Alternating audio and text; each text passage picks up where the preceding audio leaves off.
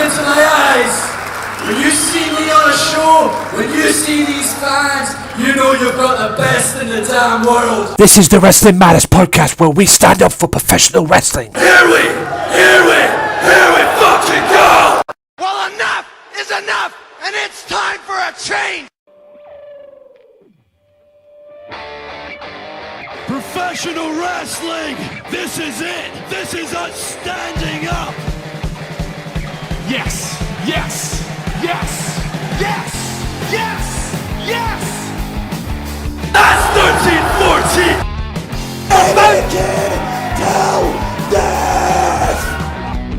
Dina, I am the best in the world. Cause that's the bottom line. Cause Stone Cold said so. Ladies and gentlemen, it is me, the HEAD, your favorite host of the Wrestling Matters podcast. That's right, and the only host of the Wrestling Matters podcast as well. Creator, editor, producer is here for another installment, and I have guests on the show today, guys. Yay! I have guests.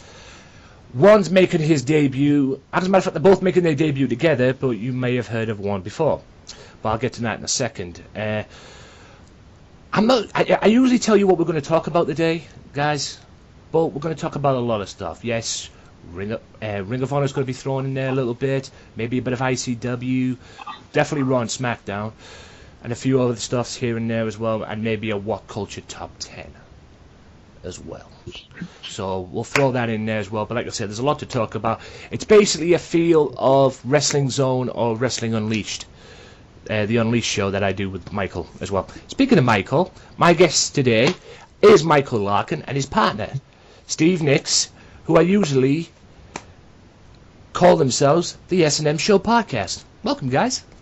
How are you, Anthony? Happy to be here. Thanks for having us. Yeah, it's great to have you guys on, and I thought it would be cool. I usually have Michael on literally once a month, maybe once every 2 months, to do our regular spots and everything, and me do my best Jim Cornette impersonation. But I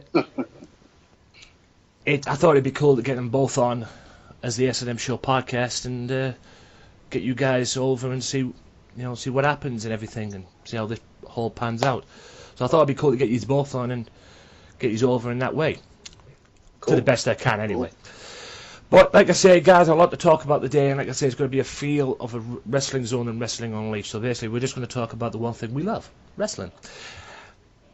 Right, I'll get the promotions out of the way. Wrestling Matters Podcast, you can hear this on the SoundCloud, soundcloud.com/wrestling_matters_podcast, youtube.com/AJW Wrestling Matters, the Swerve Talk Network with Daz and Craig on the Max Wrestling, Kenny Killer, shout out to Evan McCabe as well, even though he's no longer doing podcasts, unfortunately, but there's a reason for that. He's still going to appear on podcasts, but his spot that he had on Max Wrestling, he had to give that up, unfortunately, due to reasons I'm not going to say, because it's none of my business. But, like I say, if you ever get the chance to check him out, go and check him out, guys. He's a really cool guy. A misunderstood soul, but he's great nonetheless.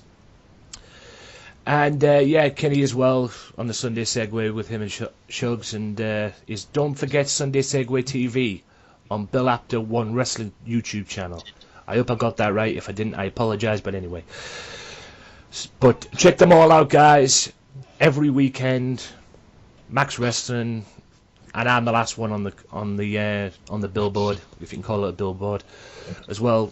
So yeah, just check them out, guys, and show them some love, and you will not be disappointed.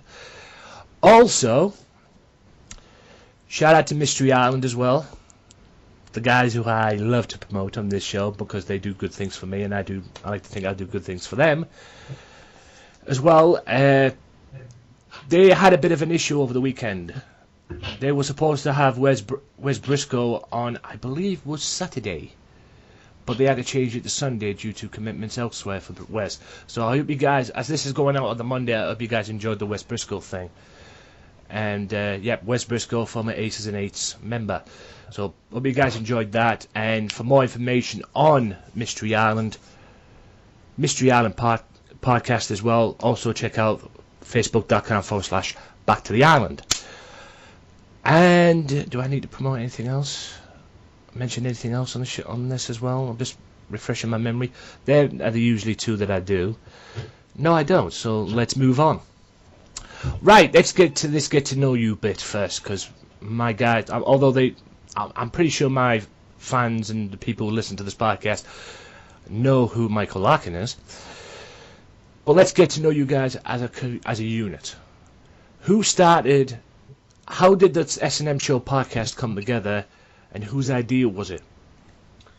Well, it was mostly Steve's idea. We talked about it at one New Year's, and then it came together one for my birthday. I got some equipment, and the rest, as they say, is history from there. We started in around June of 2015, and like I said, yeah, the rest has been history. It's just been great, and we knew we wanted to do it in a way because we've been best friends since high school, about 8 years now, 8 years strong. Yeah. And I asked for a better best friend than Steve, even though sometimes he does bust my chops and gets on my nerves, as I probably do to him. But it's been a joy, and it's been a real blessing.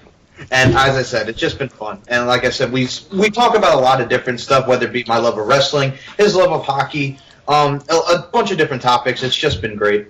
Yeah. Steve, go ahead. I mean, at the end of the day, before Steve gets his way in, I want to know as well, to add this to the question as well. Sure. Because Michael does a lot of individual stuff for the S&M Show podcast as well, besides, the work that I'm sure you two guys do together. Yeah. But he does a lot of, work alone, like, maybe interviewing certain people. I mean, I listened to you when you had a rapper on the other, on doing an interview on there as well. And I think I liked it on the SoundCloud. Yeah, I saw as that. well. Yeah. The little thing as well. I mean, does Steve do anything like that as well, or is it just you that does that, Michael? Well, Steve has the Stevie Nicks experience. I sort of influenced him to do that, which is cool. And sometimes I'll jump in and, help with that. Well, I'm pretty much on some of them. He's had his cousin Dylan on. He's done a solo review, which I am highly on, for Star Wars: The Force Awakens, just because he did such a great job with that. Him and his cousin Dylan, we're vibing off each other, which I enjoyed. And I'll come in there and throw my 2 cents in. But mostly it's him. Well, he'll talk about, hockey, Mets and stuff. But yeah, Stevie Nicks' experience, it's more like his show, and he takes the full reins. And, S&M is both of us. So, Steve, go ahead. I feel like he's getting at, and I think you're getting at, like, why I don't do more individual stuff on my own. Uh-huh. And the easy answer to that, the fast answer to that is that I'm just very lazy. I could do a lot of more, like, on my own. There's some things I want to do, but, like, I just go, meh, and I just don't get around to it. I'm just a lazy American. I can't help myself. Well, we all have our moments. We all have our days, and we all have our moments. I mean, I have my moments. I mean, I'll be honest with you right now on the podcast, and this is a shoot right now. Sometimes I don't want to edit the podcast. Sometimes I have this moment say, I don't want to edit this podcast, god damn it, and everything like that. But the more I do it, the more I want it. That's why I've done 127 shows at the most. Because the more I do it, the more I want it. Word up. I mean, don't get me wrong. When I first tried Audacity for the first time, holy shit, did that program kick my ass. It literally whipped my butt to the point where I was like, okay, is this going to work? Am I going to get used to this and everything? And once you get used to it, it's the easiest thing in the world. I mean, but like I say, we all have our lazy days and everything like that. I mean, one episode of the podcast I had to do, it was basically last minute stuff because, like I say, I was ill on that day. If you listen to the podcast, I was ill that weekend as I was doing it. I mean, I did part one a couple of days prior, recorded part one, but then on Sunday I couldn't get out of bed, let alone walk or anything like that, because I had a headache the size of it. But I still managed to get up on a Monday and do it anyway and do the best I can, and that was the best I could do, which was that 46-minute one. I don't know what episode it was, but it was in the 20s, I know that. It was in the 120s, I know that. And but like I say, I mean, like I said on the show, I've been dedicated since April 7th to do this podcast, and I've always been consistent, and just because I'm ill doesn't mean to say I'm going to stop.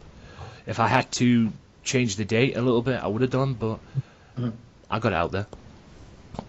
Yeah, I think Steve and I have had one of those when we went to the Barclays Center, not Barclays, I'm sorry, the Prudential Center last year for WWE House Show, which was awesome. The main event was Seth Rollins and Dean Ambrose in a New York street fight for the title, which we were both like tired the next day. I mean, we did a podcast. I think Steve might have been under the weather, but I think that was around. Also, we were just tired from taking that transportation from New York to Newark on the train, which I would recommend nobody ever doing. I would just rather drive to Newark as opposed to taking that god-awful train.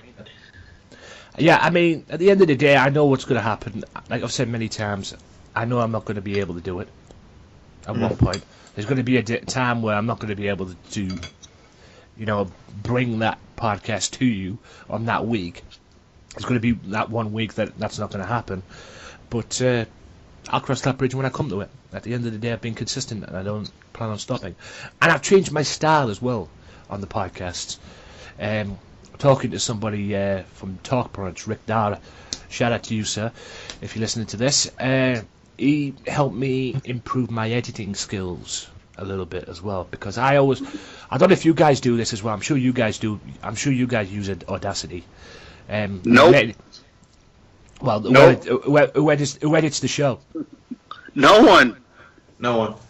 It's not edited at all. It's a complete stream of consciousness, one take, boom, you're in, you're out. All right. We should edit, though. We should get to editing, but it started as like, let's just talk, let's just, have conversation, and it's very, I think our podcast is just very free-flowing and very, like, off the cuff?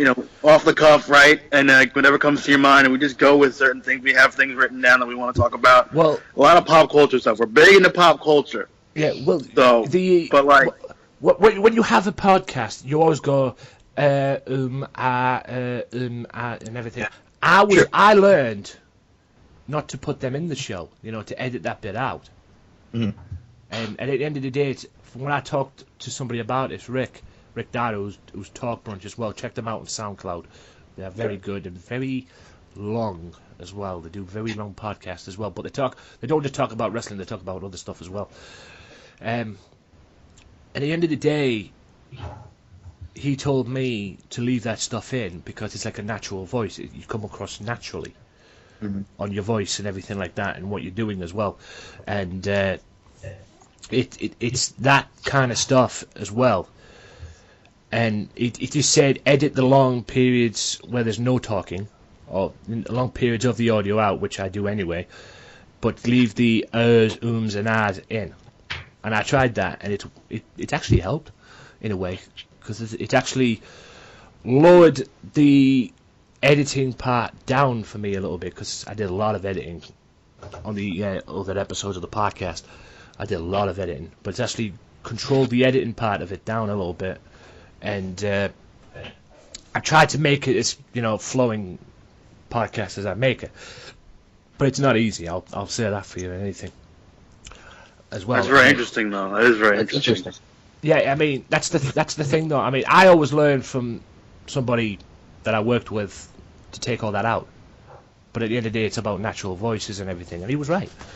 At the end of the day, I mean, I'm obviously going to build this to go live at some point.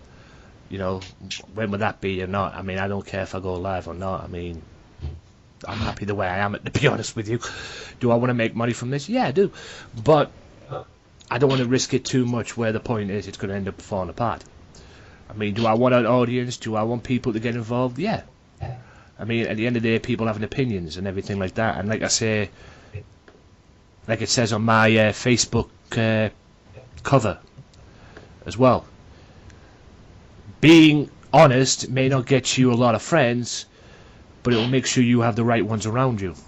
And that's true. Oh, I like that. True that. I like that saying a lot. It's very true. Yeah, and that's the best. That's the best. Since I got the don't tolerate negative people one tattooed, that's the best one, and I might get that one tattooed on me. To be honest with you, because that's the best. That's the best saying of it. That's the best one I've read in a while, to be honest, in terms of them.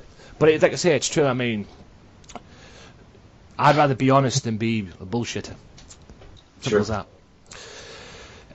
Other things as well. besides that, I mean, like I say, you talk about a lot of pop culture, and Michael does a lot of stuff like that, and interviews a lot of people that we probably never even heard of. Yeah, at least I haven't. Some indie wrestlers, yes. Yeah, not just the indie wrestling, the music business as well, the music stuff as well. I mean, there's a few names that popped up there. I'm like, what the fuck, kind of stuff and everything like that. I mean, have you ever had them on your show, the S&M Show podcast, or is that as close as you were going to get? As you guys doing it yourself.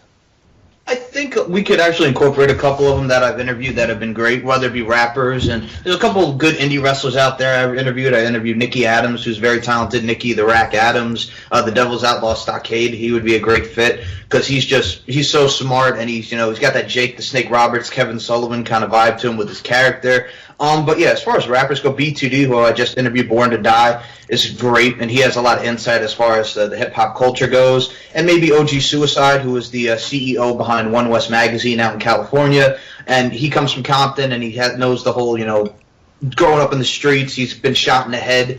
He has a scar on the side of his head. So it could make for an interesting conversation. I wouldn't mind doing that, possibly with S&M, the two of us. Yeah. Shut this one. Are we going to have Keaton J on? We're going to have Keaton J on, right? Yeah, Keaton J, that was another one I was about to mention. Thank you, Steve. Keaton J is another one that we recently were just on their show, but due to their technical difficulties, unfortunately, it's now known as the Lost Episode. We're going to be having them on our show next week. That was a disaster. I know, yeah. We're going to talk more about that, because I wasn't even on Skype. I was on my phone, and I was doing it through Skype through his landline phone. It was a mess. Yeah, because he had bad Wi-Fi, and he did it over the landline, and we were all on the group call like we are on here. It was just it was a mess, but we have a rescheduled time and date coming soon. Oh right, I mean I never had that issue with the alternate angle. I mean I had the alternate angle down, and one of them was on the phone. Yeah, I saw the alternate angle. I know. I think he was driving, right? And he was driving, yeah, and they never had a beat. Well, there was a few times he conked out and everything like that, but it worked out fine. Yeah, I think whatever was going on with her computer. So yeah, I think it was editing with computer. Good. Yeah, I'd have to keep an eye on that though, with the thing, because that might happen with me. I hope not, but there's a possibility that could happen. Other than that, though, I guess we can wrap that up there, and then we'll take a quick time out. Here, and we'll be back with wrestling, ladies and gentlemen, right after this, so stay tuned. If you like the Wrestling Matters podcast, why not check out their Facebook page at facebook.com/WM podcast and like the page and show your support to the podcast that stands up for professional wrestling, the Wrestling Matters podcast. Wrestling Matters, wrestling fans. Welcome back to part 2, ladies and gentlemen, of the Wrestling Matters podcast. I'm still here with the S&M Show podcast, and we're going to talk about a few things that came up in the news today, mostly from WTTV, well, Wrestle Talk Television, which caught my eye. Let's talk about The Miz. Oh joy. Let's talk about The Miz. I'm sure you guys are aware of his shoot promo that he did. Shoot promo he did on Talking Smack. Yeah, they were talking about it on Facebook. I saw the trend of it. I actually saw the Talking Smack episode. It adds a little bit more with The Miz to see where we go with it. You got the whole Miz Dolph Ziggler thing coming up at Backlash. I think he's going to keep the title because they're trying to make him look, stronger and all that stuff with The Miz as far as that goes. I think it's going to be very interesting, obviously, to see where it goes. But that's just my view of how they're trying to build him up, right? Yeah, build him up. Yeah, Miz Dolph Ziggler, did you say, or as he's now known as HBZ? Yeah, HBZ. Yeah, Heartbreak Ziggler. Yeah, Heartbreak Ziggler. Because people say he's like Shawn Michaels now. Or he's getting to be like Shawn Michaels. Shawn Michaels in the Attitude Era, even when he was with Sensational Sherry and all that stuff. I mean, he does the super kick, obviously. I mean, what a great influence in Shawn Michaels as far as wrestling-wise. But, yeah, Dolph Ziggler is what it is. That's all I'm going to say. But I watched a news bulletin on WTTV this week. It said, Bryan wrestling again. This is referring to Daniel Bryan, of course. He retired even though he got cleared from other doctors, WWE forced him to retire. But WWE apparently are open to Daniel Bryan wrestling again. Do you see that happening? He goes against a guy like The Miz, I'm fine with it. I mean, just because it's The Miz. Miz has not hurt anybody. That's true. He hasn't injured anybody, hasn't hurt anybody. I think going against The Miz is a safe bet. I would be fine with it. Steve, how do you feel about that? I mean, can he handle wrestling again? I think that's really what it comes down to, because he's been through a lot with the concussions and with the body issues and all that. I mean, I think it really comes down to can his body take the abuse of wrestling again? Like, I don't even think it's what his opponent is. I think it's just like, can he, because he retired because he was so injured, right? Yeah, he was having seizures too. So yeah, like can he handle that again? Like, that's a big question. But the irony is, he got cleared from other doctors. that is true. Some doctors cleared him, and the WWE doctor just pretty much put the kibosh on it. Yeah, but he was like, "Yeah, you're done. Peace." But he got cleared from other doctors, so that tells. I mean, there's something. There's more to this than meets the eye, in my opinion. And I think he truly was straight and coming off the cuff when he said, "If they would let me, I would wrestle again." Because I think his passion is wrestling, and I don't think he's one of those guys that doesn't know anything else besides wrestling. So if they gave him the chance to work again, I'm sure he would take him up on that. Yeah. And if you listened to my podcast last week, you know how I felt about the whole talking smack situation as well. If you listened to the podcast last week, because I pretty much shoot on it, and freaking Renee Young sitting there trying to calm him down. Like I say, if you shooting somebody, you step out the way and just let him do it. That's my philosophy. Just fucking let him do it. Don't get involved. I mean, when Brian turned around and called him a coward, I would have been like, okay. And this is the part where I go over here and just shut up. Okay. Just not do anything, let him talk. Kind of thing. I mean, that's what I would have done. I mean, when he turned around and basically called him a coward, you knew there was something up. you knew that was the fuel that just like lighted the fire and all that. It was like, okay, the shit's going down now. I'm out. Bye. Right. Other things as well. Del Rio has quit. Now, this is really interesting because I read today, I believe it was today, that they are threatening Paige with termination if she doesn't split from Del Rio. That's a rumor, ladies and gentlemen. Before you start busting my balls about that, that is a rumor as well. Threatening, Paige termination. But apparently, the reason why Del Rio quit is because he didn't like his position in the company, and he used his get out clause, or his get out thing that he had in the locker. The original plans were for him to be a top guy in the company, because that was the deal they had when he came back. Mm-hmm. They promised him that, pretty much promised him that, and rumours are flying around that Triple H squashed that because he was a liability, apparently. That's Triple H, not. But also, he was going to be a Paul Heyman guy as well. So, what's your take on that? Obviously, it was in the works. Obviously, we knew it was going to happen at some point, because Del Rio was not happy up until the point he left. And basically, his last match on SmackDown was against John Cena. Yeah, he comes back, he beats Cena, and, he's doing the whole thing with the League of Nations, and then they kind of went down after that. He starts dating Paige, they get suspended for the wellness violation, and I think like you said, he's done. He's not coming back. I don't think Paige is going to go. I think Paige is going to stay, kind of like how AJ Lee was there when Punk quit. Do I see him going like the TNA or Ring of Honor? Possible. He's done some work with Ring of Honor when he wrestled Jay Lethal. TNA, what I think would be a fit for him, maybe. We'll see. But whatever Alberto Del Rio does, I think he'll be just fine. Even if he goes back to Lucha Underground and he does Mexico, it is whatever he does, it'll be fine. What's your take, Stevie?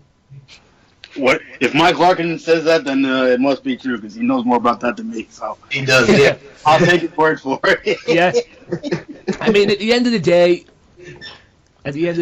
we all knew it was going to happen. I mean, he first came back and won the US title, and then it was pretty much downhill from there. quite frankly, in my opinion anyway, many people might have their own opinion about that.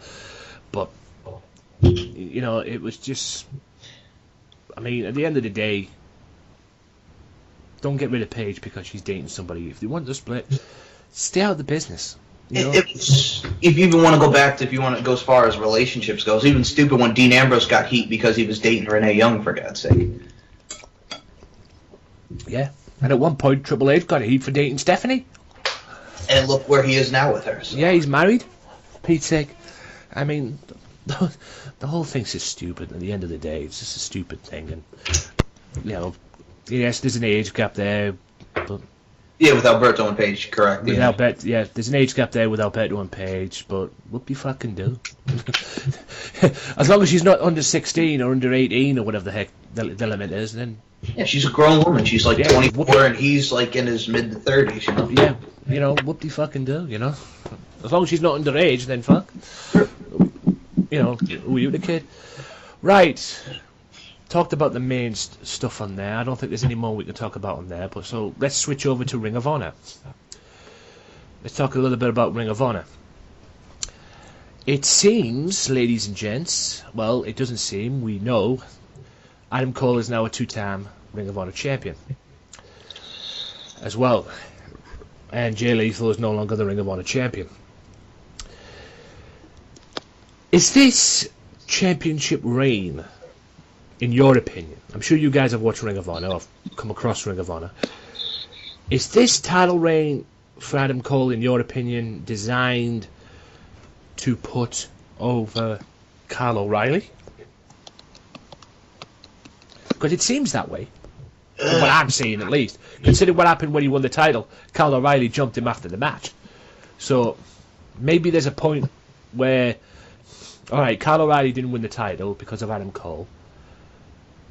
Adam Cole is now the champion. Who'd be next in line to get that belt? Kyle O'Reilly. Put him over that way. And that'll be the ultimate revenge for Kyle O'Reilly. Because not only did he beat Adam Cole, he took his belt. You know? Do you see that happening at some point? I mean, it sounds a good idea. It sounds a good idea. I will say this. I agree with your sentiments. I do see that being the direction that's where it goes. Steve, I've told him about Ring of Honor because they used to be out here with Sports Plus in Lake Grove. They used to put on shows here. I was there when I saw Daniel Bryan, a.k.a. Brian Danielson at the time, the American Dragon, beat James Gibson for the Ring of Honor World Championship. You know, Jay Lethal was there, obviously, Low Key, your AJ Styles, all these guys, Samoa Joe. With the way that they go with Adam Cole, I like the fact that, you know, you got the Bullet Club on top. You know, you're trying to get Bullet Club off that mountain. So you do Kyle O'Reilly and Adam Cole maybe going towards a final battle later in the year, and Kyle O'Reilly finally gets the ultimate revenge and takes the Ring of Honor World Championship from Adam Cole. Yeah. Where do you see this with the Bullet Club? Because it seems there's two versions of the Bullet Club, even though they're basically connected together because, you know, Ring of Honor and New Japan Pro Wrestling. You know, where do you see this going with the Bullet Club? I mean, there's the Elite, there's, you know, the Young Bucks and everything like that. Because there's all these rumors flying around that the Young Bucks may be on the verge of going to WWE. Mm-hmm. That's what I've heard anyway. I mean, they've already had offers before, turned them down. I mean, what direction do you see the Bullet Club going in? I mean, Kenny Omega is now the supposed leader of the group. I mean, where do you see the Bullet Club going now in terms of direction? Not just in Ring of Honor, but in New Japan as well. But mainly Ring of Honor. There are so many incarnations with that group. I mean, the main guys obviously are on your WWE television. You know, your AJ Styles, exactly. Carl Anderson, and Gallows. But you know, there you go, Finn Balor. The thing is, Kenny Omega, I like Kenny Omega. I'd like to see him maybe in an NXT at some point. Young Bucks, possibly. But, you know, with what they're doing in Ring of Honor, New Japan right now, I dig it. So, you know, just keep doing their thing, and, you know, I'm happy. Yeah. Are you cool with that, Stevie? Yeah, I'm sure. I'm just thinking you and involved. I'm just not leaving you out or anything. No, like I appreciate that. No, that's cool. I mean... Yeah. I don't watch that as much as he does, but I mean, like, he watches everything, so... What about TNA? Do you watch TNA? I watch a little bit of it, because he got me into it a little bit, so I watch a little bit of it. Oh, because I told him about Brother Nero, I knew you'd come. You talk about TNA, you have to describe TNA one word. Obsolete. Obsolete, yeah. I mean, For the whole... sake. You know what? It's so bad. I even said it to him. It's so bad that it's good. It cracks me up. You get his kid involved. They call him King Maxwell. He's playing the little piano. I was going to say, did you see the video this past week about them all singing the Obsolete song in the house and everything? Figuring Rebby playing the piano and everything, and it goes, King Maxwell, take it my fuck's sake. What is going on? Help me, please. What are they smoking in TNA? What? God. I watched it and I'm like, what the hell am I watching? Well, like I said, they're doing a follow-up to it, and I think Billy Corgan, because he did an interview with Vince Russo talking about, he wanted to call it the Final Deletion 2, but he was overruled at the time, so they just called it, Delete or Decay. And if you don't think the Hardys are winning the tag titles at Bound for Glory, then you're just nuts. Oh, my God. God help us. Or unless they incorporate Bram, because we haven't seen Bram since he got kidnapped, so... By the Decay. Yeah, oh my God, Decay. Yeah. Decay's better than the Broken Hardys, for crying out loud. I mean, yeah, Steve, this is pretty much the only major thing with TNA. Don't get me wrong, the X Division, what they have there is good, but comparing it to what WWE has with the Cruiserweight Classic and guys like Jack Gallagher and, Kota Ibushi and Cedric Alexander even on there, I would even say, as much as I like the X Division, because that's what built TNA with your Samoa Joes, your AJ Styles, your Christopher Daniels, and your Low Keys even, I would have to say the Cruiserweight Classic is a whole hell of a lot better than what the X Division has going on right now. Yeah. I still can't get over Billy Corgan. You still can't get over the Billy Corgan, yeah. Smashing Pumpkin. Smashing Pumpkins. Well, he's done music for them before in TNA. I remember him doing music. I'm like, Smashing Pumpkins. And, I'd go back to Tonight, that classic song by them. So, yeah. He's also really into cats. Did you know that, Mike Larkin? He's, mad into cats also. I'm very well aware of that. He talked about that in the Vince Russo interview. That cracked me up. Yeah, I'm still befuddled about Larkin saying there's an X Division in TNA. There's an X Division. There's an X Division belt in TNA, but I don't know if there's an X Division in TNA. And I don't want to insult their talent because there's talent there, but it's just I really don't consider them the X Division. I mean, your champion is DJ Z. Yeah. I don't want to insult the talent. They've got great talent on the roster. They do. But X Division? There's an X Division belt. Is there really an X Division? I mean, if they had an X Division there, it pretty much died when Bobby Lashley won the title. But anyway. That's what I'm saying, because Bobby Lashley's not an X Division wrestler, and I'm like, okay. Don't get me wrong, X Division's not about weight limits, it's about no limits, I get that. But Samoa Joe was their champion, but still. Yeah. Samoa Joe was more athletic than Bobby Lashley. I mean, Bobby Lashley, at the end of the day, just wanted to prove a point. He wanted to hold the King of the Mountain title. He basically wanted to hold all three titles in one. That's all he wanted to do. The thing that I did is I watched this, and they like to incorporate some of the stuff that they've done in the past, because I noticed that with both companies, and whatever. I mean, they like to do the whole rinse, lather, repeat stuff, but I'm watching this, and, Bobby Lashley's got all three titles. He's the man. He's the champion of all of TNA or whatever. And I'm thinking, 2007 called and they want their storyline back because Kurt Angle did this exact same storyline when he was the tag champ, the X Division champ, and the world champ. So I'm like, it's kind of sort of similar. Yeah. The only thing was Lashley didn't have the tag titles. True. Yeah, that's the only difference. That's the only difference. For God's sake. I mean, Jesus. I mean, at the end of the day, I just don't get the whole thing. I mean, I'd like to know what they're smoking in TNA. I mean, I was watching some of the old stuff back in the day when TNA was watchable and, in a way, profitable too. Now, things are bad in TNA when you have to have two pay-per-views. Yeah, the thing is, they had all these pay-per-views every month, but you see the stuff that they put out there, Turning Point and all this stuff, they're just free on Impact. They make it an Impact special. Yeah. And the only two main shows are in June, which is Slammiversary and Bound for Glory in October. Yeah. Which is the smart move, because at the end of the day, them two were the shows that basically TNA was built around, especially Bound for Glory. But at the end of the day, I find it funny this week when I read the article that Billy Corgan is looking to make TNA financial problems go away, kind of thing. He's looking to sort them out. And I looked at that article and I'm like, good luck with that. Considering, how's he gonna do that? Exactly. That's what I'd like to know. How the hell is he going to do that? TNA, since leaving Spike TV, has basically had financial problems. Yeah, they switched 3 networks. Even Spike TV got sick of them.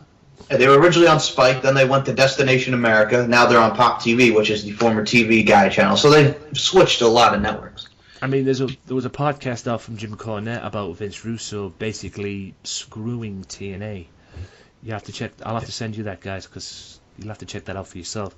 He's basically saying that TNA, Vince Russo was conning TNA and ringing the networks up saying that you need to hire me as a consultant because you got a useless product on your network. Wow. Kind of thing. That's what Jim Cornette. I've got the audio. I'll have to send you it at some point. If it's Jim Cornette, I'm sure it's a hell of a rant. So yeah. Oh, it's a rant, no question about it. He hates. We all know deep down he hates Vince Russo. He made that crystal clear. There's a funny rant on YouTube that he hates about him and One Ed Ferrara, but that's another issue for another day. Vince Russo was the one, yes, who's come up with such great gimmicks as beaver cleavage and Well, speaking of beaver cleavage, we actually did see Chaz and Thrasher, Chaz Warrington and Glenn Ruth, Thrasher and Mosh back as the headbangers on Smackdown. Oh my God! Oh, then he gave Rhino like 8 stitches on the side of his eye because Mosh potatoed him. Yeah, we'll talk about that in a bit of in depth when we get to the Raw and Smackdown part and everything like that. But yeah, I was surprised about that. That was leaked over the internet that. Mosh and Thrasher were back. Who they're going to bring next? Yeah, the only thing I'll say about that is that they really even get a pop because they haven't been on television in like 16 years, and I'm like, there was like no reaction. I'm like, nobody cares about the headbangers. Well, it's not the Attitude Era anymore, Michael. It is. At the end of the day, people saw them walk out and they were like, the Headbangers? Really? That's true. I love the Attitude Era. Steve enjoys the Attitude Era with the Rocks, your Austins, the Undertakers. It was a great time period to be a wrestling fan. And, you had the Monday Night Wars and stuff. Don't get me wrong, wrestling has come back, I would say, in 2016 with what WWE's doing with NXT, the Cruiserweight Classic, and all this stuff. And TNA is, broken, but, it is what it is. It's obsolete. If there was anything that's obsolete, it's TNA. Yeah, and I think what Billy Corgan bringing a championship now to TNA or something like that. I was reading. Yeah, don't get me wrong. I'm sure it's a great idea. I read an article that they were going to change the belts around. Change the world title and all that stuff and everything like that. And I don't even want to talk about that because I don't even want to think about it. TNA has to have a world championship at the end of the day. If they haven't got a world title, then what the heck are they in business for? But I don't know what plans that Mr. Corgan has. And quite frankly, I don't even think I want to know, to be honest. Well, Steve, I just hope they're good for the company. That's all I'm saying. Steve, do you think he would be a good asset, Billy Corgan, with his ideas? I don't know the guy enough, personally, to know if he can actually be a good businessman or anything like that. I only know him as a musician and He's a great musician, I think. Yeah. But that's beside the point, though, because doesn't have to do anything with wrestling. You gotta know the industry, and you gotta know. That's all you were saying. Inside, if you wrestled, if you know the industry because you've been in it for a long time, you have a better chance of success on the business side of it. What was the term he used? He hasn't been in the ring or hasn't been. Yeah, he hasn't been in the squared circle. He hasn't been in the 20 ring. He hasn't taken a bump, so he doesn't know. Taking a bump. That's the one. Yeah, because he hasn't taken a bump. I don't know enough about him to know if he's going to be good or not because he doesn't have experience previously in the industry. So it's kind of hard to form an opinion on something that he doesn't really know. He hasn't been in there enough, I don't think. Yeah, Triple H is taking bumps. Vince McMahon, say what you will about Vince McMahon, but he's taking bumps. He's actually been in the ring. Triple H has been in the ring. When you actually know what these guys do and, behind the scenes as well, it makes, for for a formidable, makes for a formidable asset to the company. Billy Corgan. I mean, not only that. I mean, Vince McMahon came from a wrestling family. His dad was a wrestling promoter also, so at least he has that kind of experience that way. Yeah. Like, I don't think anyone from Billy Corgan's family was even in wrestling. So, like, I don't know. Like, Dixie Carter's parents were Panda Energy, so there's no wrestling as far as that goes. And Jerry Jarrett, I mean, Jeff Jarrett, when he was there, Jerry Jarrett was Jeff Jarrett's father when he was originally behind that, and, that's, again, a wrestling background, so you have to have, some sort of knowledge to the business. I mean, if I had to bet, if I was a betting man, I'd say no, but then again, like I said, I don't know enough about him to actually make a solid opinion, but, it's not, luck's not on his side, I would say. Yeah. I don't think luck's on TNA's side, let alone fucking Billy Corgan's side. But, I mean, there's one last thing about TNA. It seems it's going to the point where EC3 will challenge Bobby Lashley for the world title at Bound for Glory in October. And it seems it's going to the point where it's going to be Aaron Rex, as he's now known, versus Drew Galloway. Can I just say I like Damian Sandow and I like Aaron Stevens, the person. He's a tremendous talent, and I like to see how he does in TNA. But Aaron Rex, I'm just not really feeling the name. Yeah, I'm not feeling Aaron Rex in TNA, quite frankly. I think it's going to be a downfall for him in that way, to be honest. But hey, I mean, anyone who joins TNA, it's a question mark on their career and everything like that. I mean, considering the shape TNA's in anyway. That's just my view on that. Anyway, but like I say, it's going down to the point where it's going to end up being Aaron Rex and Drew Galloway, probably a Bound for Glory, and EC3 challenges Lashley for the world title.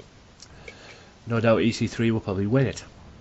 And there's a lot of title changes that happen at Bound for Glory. That is true, yes. And you got the Broken Hardys against the Decay for the tag titles. Oh my God. Lord help us if the Hardys win the tag titles, that's all I'm saying. Lord help TNA if the Hardys win the tag titles. That's all I'm saying. If you thought Decay was something. Good. I like the Inception, don't get me wrong. Abyss, Crazy Steve, Rosemary's a great wrestler. Abyss is Abyss, and Crazy Steve has been great since he got away from that whole carnival act, the menagerie that they had him do. So I've enjoyed Crazy Steve in this role. Yeah, and now it's called Delete and Decay. Delete or Decay. Yes. As if the first final deletion wasn't bad enough. That's all I'm saying. Well, that was good. Yeah, that was just a pile of crap, that final deletion, and I don't even want to talk about it because, like Kenny Killer once says, we are doing our very best to erase that from our minds. I just find it interesting that that's how TNA fans, I'm not bashing you guys, but you find that more entertaining and more great. And there's a lot of people that I read on the TNA comments board on YouTube that actually find this Broken Hardy, this Matt Hardy and Jeff Hardy thing going down. They actually find that entertaining. Me personally, I don't. It's just diabolical. I mean, I wish the Hardys would just go back to their normal selves. And you got Jeff Hardy rolling his eyes about thinking he's the Undertaker. I mean, what the Gordon Bennett, just go away, please. Come back as the normal Hardys. I mean, I get that they want to add like a darker kind of deal with them, but it's just like, you know what? This is not the Hardys that I'm used to. I mean, I know it's different, but it's not the Hardys that I'm used to. I'm used to Matt being, the more wrestler, and then you got Jeff being the high flyer, the risk taker, the daredevil, the enigma, if you will, as they call him. But I guess it's something different. Yeah, if it's something different to the character, you know what? Why not give it a shot? I just love the fact that Bray Wyatt got his balls busted by WWE for having to go at Matt Hardy on Twitter. Well, yeah, because he's like, pretty much saying like that he stole his gimmick or whatever. Exactly, yeah.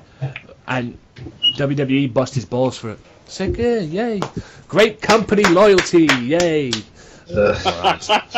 Fuck's sake. Get behind your talent. Oh, what do? He has a confrontation with a TNA wrestler on Twitter. What do? You bust his balls and you fine him. Sick. Anyway, let's move on from Mr. Barnacle. thing and fuck and TNA itself. You know what? Let's quickly run down the predictions for Backlash. Sure. Let's quickly run down Backlash. We might as well do this now.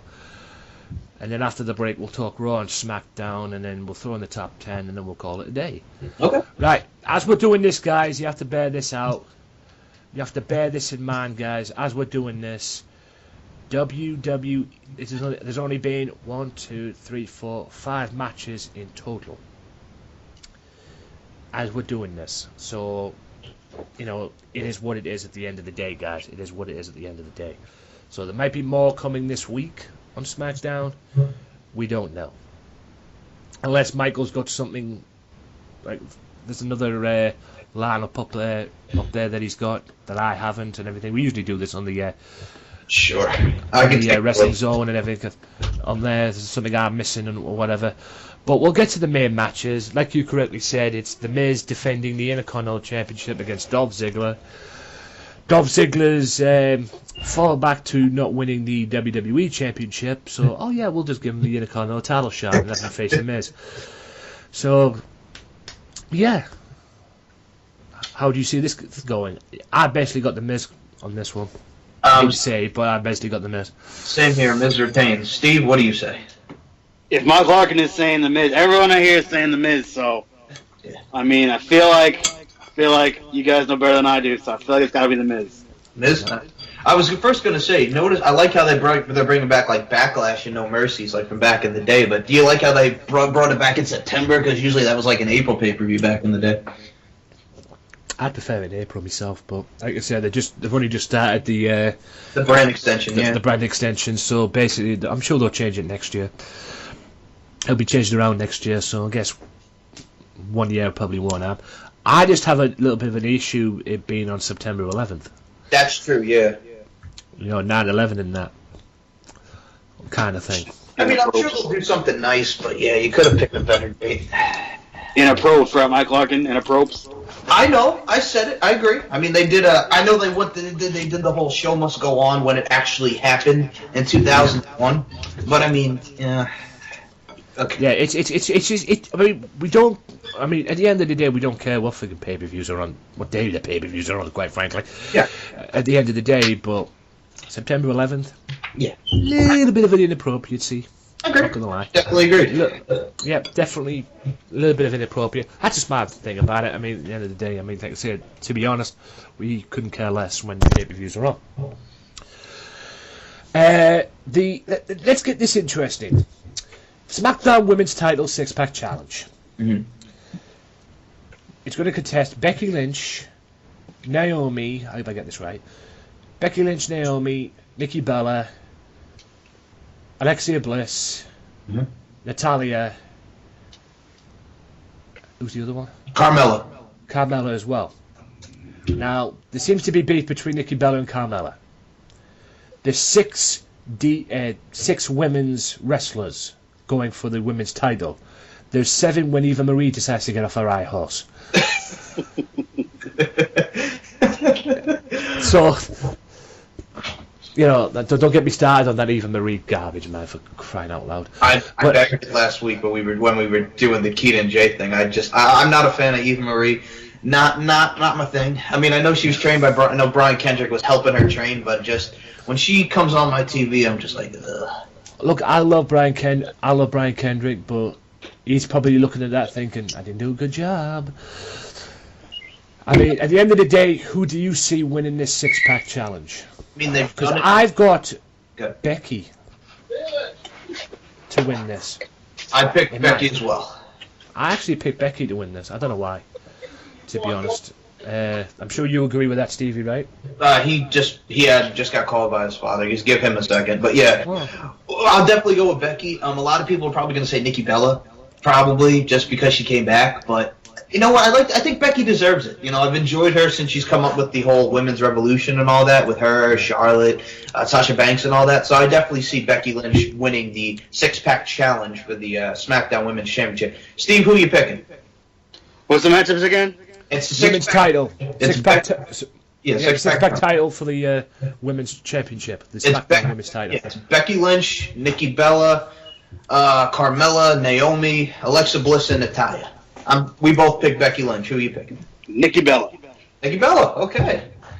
It wouldn't surprise me, to be honest. I wouldn't be surprised if Nikki Bella wins. I mean, let's face it, the only reason she's on SmackDown anyway is because a certain Super Scene is on there. But at the end of the day, that's the only reason she's on SmackDown. But it wouldn't surprise me. I wouldn't be surprised if Nikki wins the belt. But I kind of hope Becky wins it. But that's another issue for another day on that one. Now we find this very interesting. The SmackDown Tag Team titles. Who do you see winning this tournament? It's the final, so I'm going to probably say that one-man band, Heath Slater and Rhino, Beauty and the Man Beast. Yeah, the way it's being booked, and that segment on SmackDown with Rhino and fucking Heath Slater and Renee Young. Yeah, Beulah as the wife, and they're in the trailer, and he's gonna get a double wide if they win the tag titles. Kind of reminds me of the whole Jamie Noble and Nydia back in the day. Yeah, don't get me wrong. This Hardy stuff is weird and annoying to me anyway, and drives me up the wall. But I watched that on SmackDown this week, and I'm like, what the fuck am I watching here? Gives something for Rhino to do when he's with the young guys, so.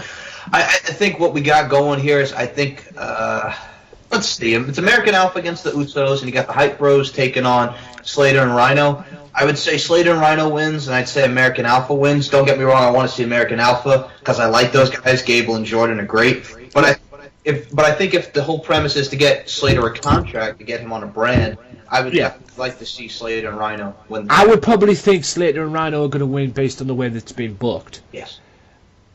But if I'm talking, how can I put this, like realistically and stuff like that, I would probably want the American Alpha to win.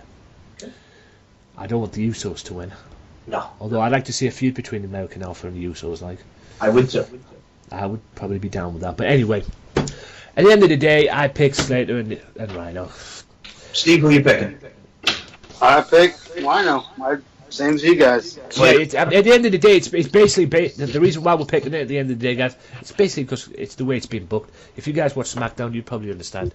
I mean, realistically, I want the American Alpha to win, but normally when something's being booked the way it's been done, it has signs, the seeds implanted and everything that it's been, it's going to be. Yeah, they set it up, right? Yeah. They set it up to the point where it's going to be there.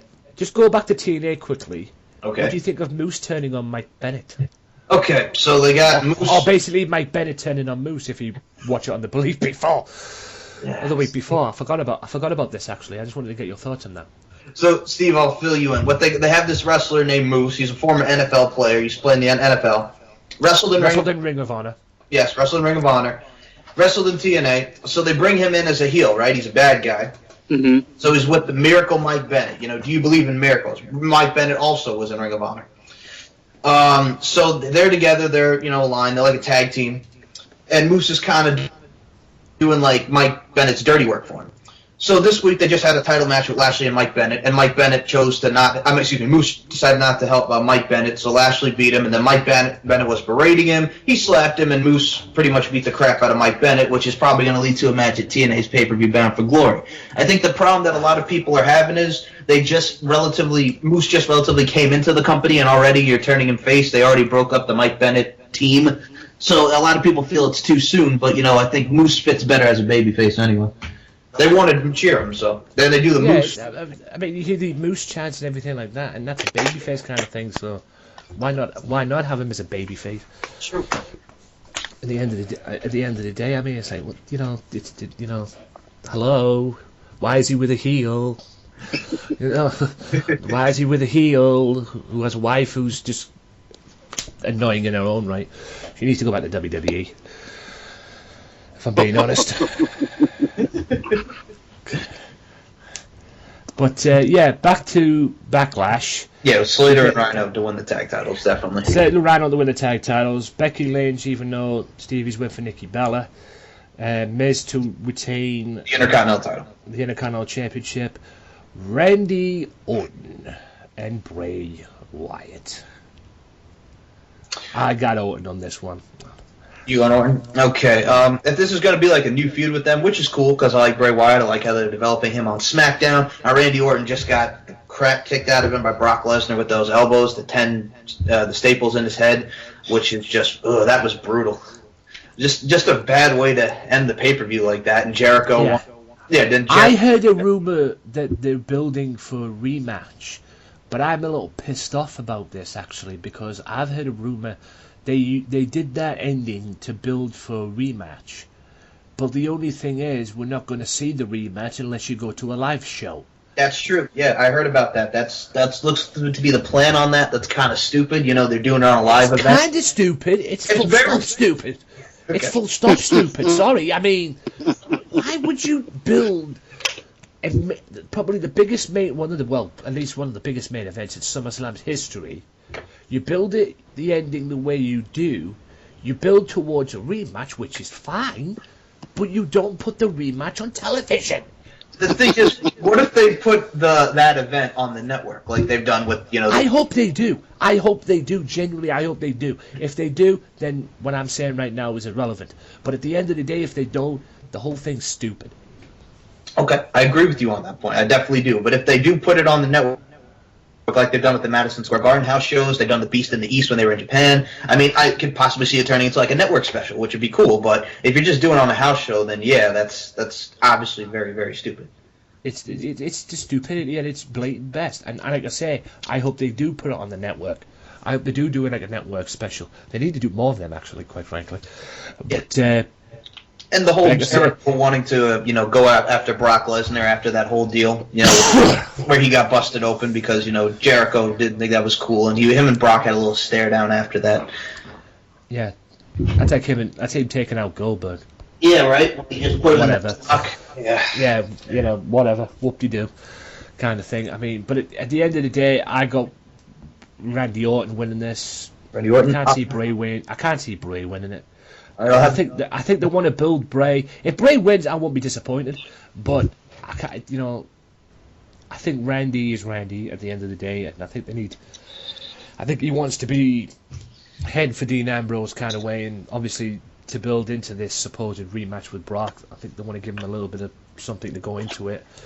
But if like I say, if Bray wins, no problem, because to be honest with you, Bray should be competing for the world title. Agreed with you on that, and I'll go a different route here. I'm going to say Bray Wyatt beats Randy Orton. No, fair enough. Steve, who do you think? That's what I was going to pick. I was going to pick Bray Wyatt also. Well, 2 win for Bray, I win for Orton. So that's okay. I don't like Orton. But... Yeah, I mean, at the end of the day, I could understand why you guys went for Bray, because like I say, I wanted to be built up right. I mean, this is the guy that's best known for being in big matches or getting built up into big matches and then falling down the pecking order. You just look at the John Cena feud that they did with the Wyatt family. So yeah, don't get me started on that, please.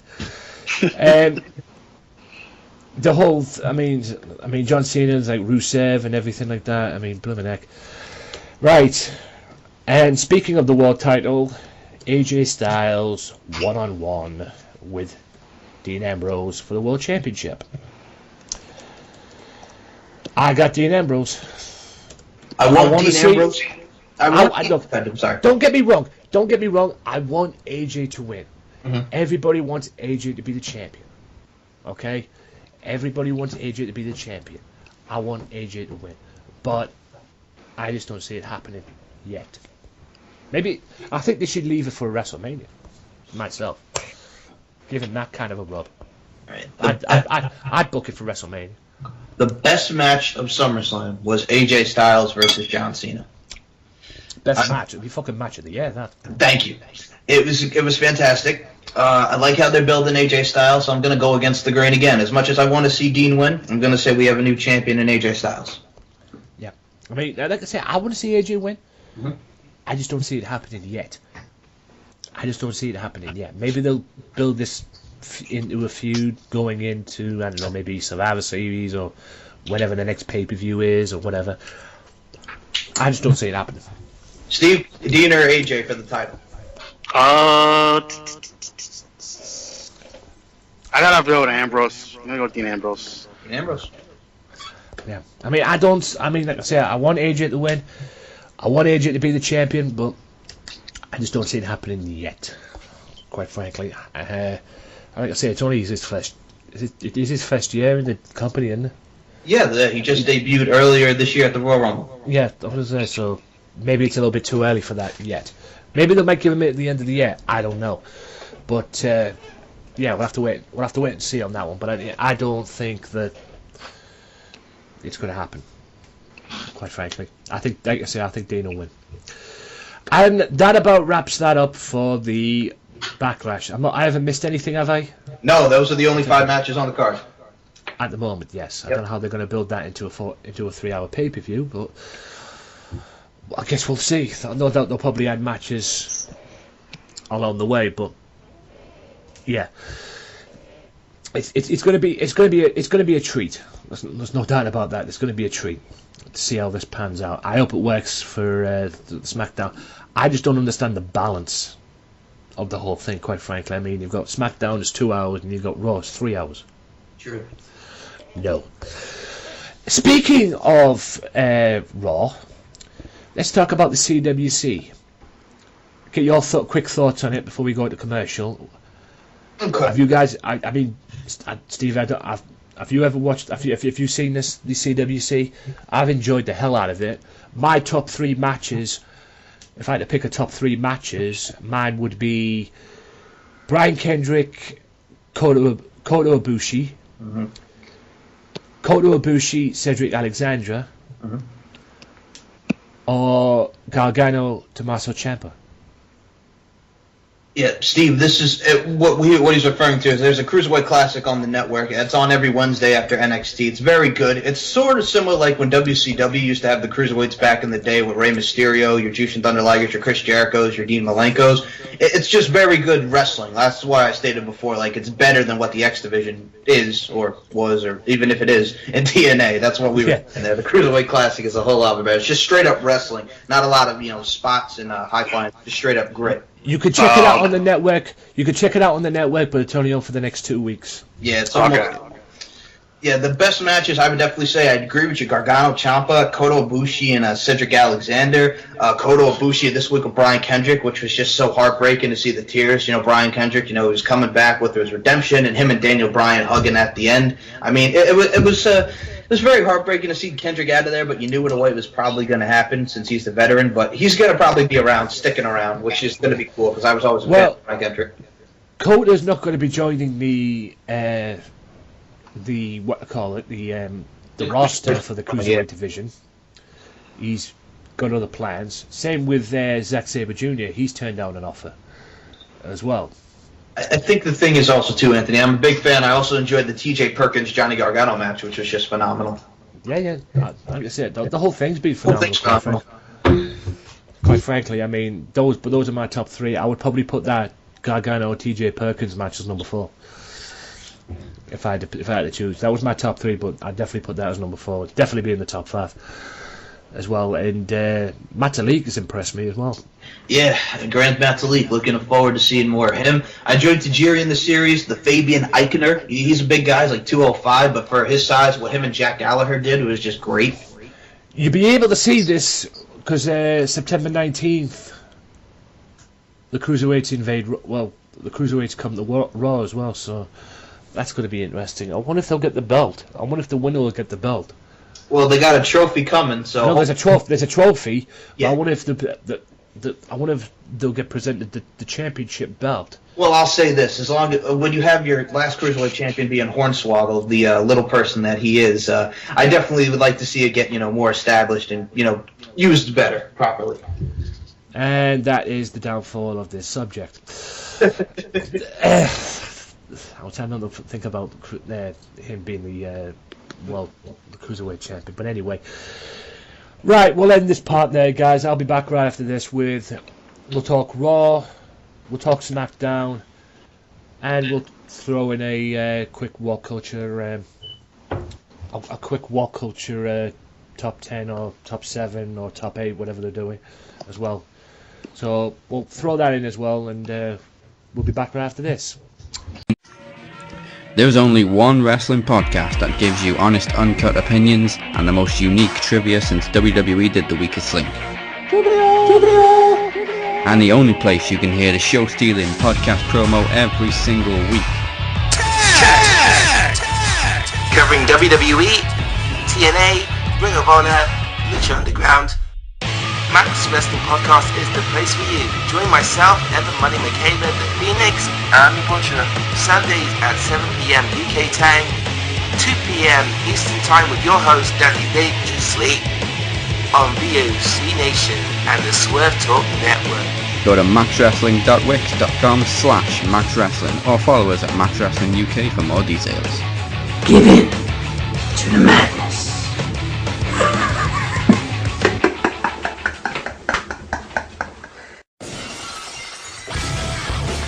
Be sure to listen to the Sunday Segway Wrestling Podcast. What? Every Sunday with Kenny Killer and the Galdem Sugar Shugs. Yes! Yes! With all the news, views, and laughter that you want. They like jet airplanes. Woo! They like long limousines. Every Sunday, the Sunday Segway Wrestling Podcast on Podomatic, iTunes, and YouTube. So why don't you choke on that, slapnut? Be sure to check out the Wrestling Matters channel at www.youtube.com/AJW Wrestling Matters for my exclusive review series that I'm doing on WCPW, What Culture Pro Wrestling, brought to you by the good folks at whatculture.com. Each and every week I'll be reviewing their shows, whether it's loaded or their big upcoming shows as well, each and every week on their YouTube channel. Be sure to check out the Wrestling Matters channel for review shows each and every week. You can also download them for free on SoundCloud. Wrestling Matters, wrestling fans. Welcome back to the final part of the Wrestling Matters podcast, guys. Hope you guys are well. And let's get right into it. Let's talk Raw. Let's talk Smackdown. I'll do the promotions after this, so let's talk Raw. Let's talk Smackdown. I'll go through the quick hits, as I usually do.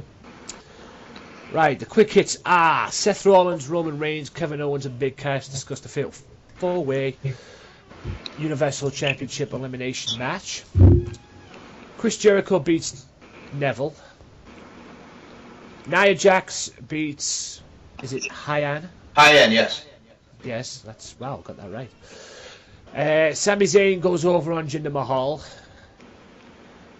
WWE Tag Team Champions, The New Day and Bayley beat The Club and Dana Brooke, with The Club being Gallows and Anderson. Sheamus defeats Cesaro and leads 2-0 in the best of 7 series. Oh, joy. Braun Strowman and defeats, or destroys rather, Americo. I hope I said that right. Yep. Paul Heyman paid Brock Lesnar's fine and apologizes to Stephanie, but Stephanie didn't take too kindly to it.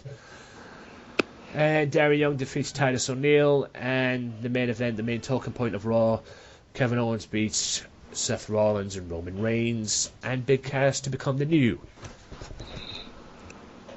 WWE Universal Champion.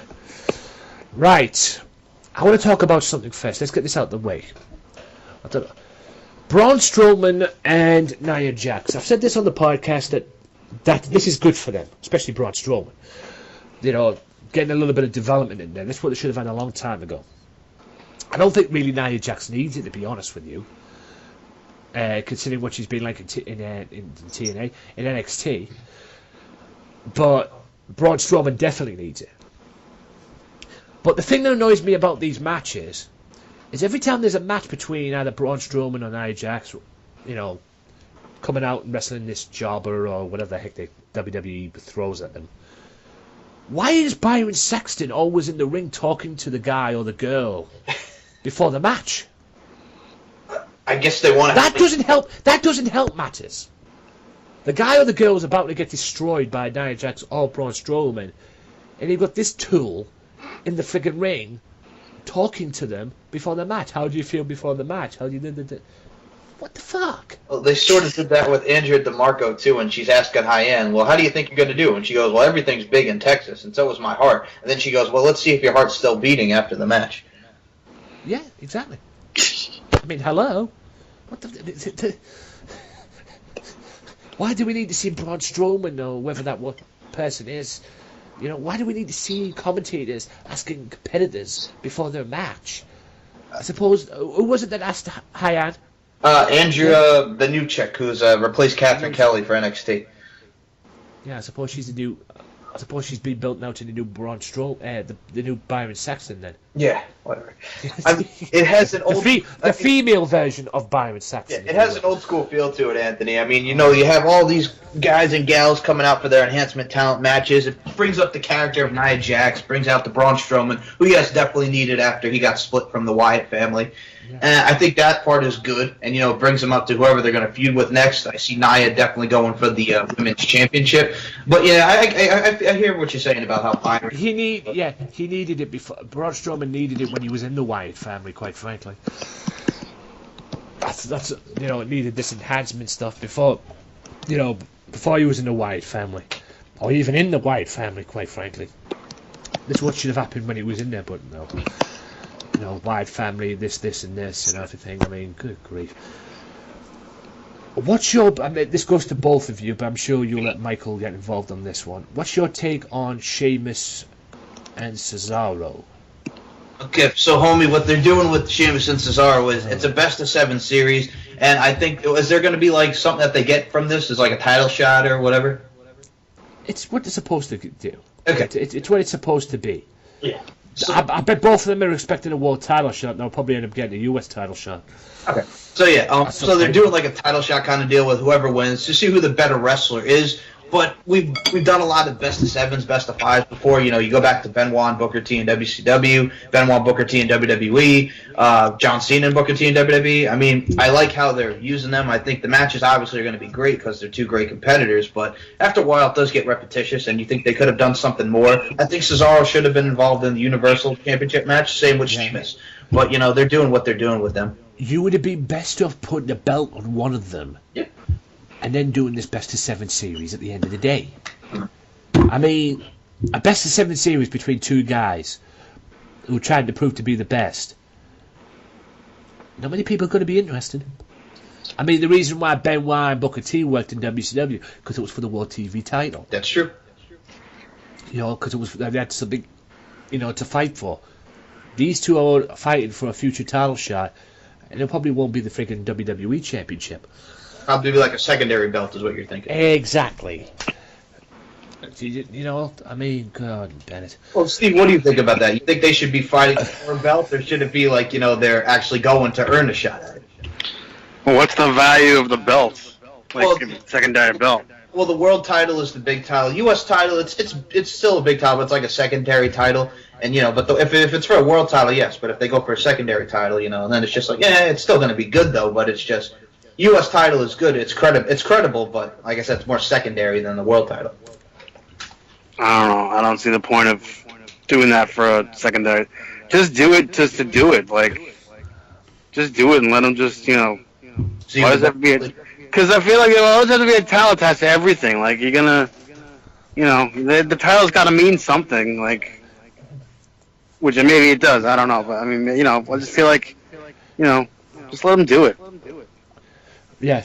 Can I just ask Michael a quick question? What is 1 p.m. in U.S. Central Time? 1 p.m. in U.S. Central Time. Well, right now it is 4:47, so 1 p.m. It's... Oh, man. Yeah, well, it's 4:30 now. All right, Steve, help me out here. My math was not my best subject either, so I don't know if you would know about that. 1 p.m. Central. Well, Central is 1 hour behind us. Yeah, that Central is 1 hour, that's right. So in a UK, it would be 6 hours forward. So you add 6 to 1, that'd be 7 p.m. UK. Oh, 7 p.m. UK. Okay, I'll double check that later. But yeah, So you guys are 5 hours ahead of us, right? Yeah. You guys are 5, right? Yeah. Okay. 5 hours ahead, yeah. Okay, so Central is 1 hour behind Eastern. Yeah. So it will be 6, Edge 6. Yeah. Sorry to go off topic there a little bit, guys. I've just got somebody asking me a question on Twitter. Just got somebody asking me on Twitter on something. I'm just working something out for a future podcast on Twitter, so That's okay. apologies for that. Right. I started to think, because I know you guys are 5 hours ahead. It's just I'm my math. Like I said, math is not my best. Yeah, maths wasn't my strong point either, especially with the teachers we had at school. But anyway, it's another issue for another day. We can go. Kevin Owens wins the Universal Championship. Thanks to Triple H. Triple H popping out of nowhere, pedigreeing Roman Reigns, and then eventually pedigreeing Seth Rollins. Now, I got no problem with Owens being champion. No problem whatsoever. And it's been announced, and it looks like it's back on again. Now Rollins is back. Rollins one-on-one with Triple H. I find it ironic that after people think that Rollins is a babyface turn. If you ask me, they should turn Triple H face. The way he came across. The way he came across on this and everything. And I found out over the weekend, the reason why this was happening is because there's a rumour, which will probably get cleared up this week on Raw, this coming Raw. The Shield is back. The Shield is reunited. There's just one problem. There's 2 of them. Yeah. Is this really necessary now that Dean Ambrose is on Smackdown, and is this really going to work? Because at the end of the day, you've got Triple H, who got the biggest pop I've ever heard in a while when he came back. You've got Seth Rollins, who's a heel, should have been a babyface when he came back. And you've got Roman, who gets booed to fuck. People don't like Roman Reigns. And now you're turning these two into the Shield, making them baby faces, probably. Where is this going? It doesn't make sense. You'd be best off turning Triple H face and making the Shield, or what's left of it, Roman Reigns and Rollins, heel.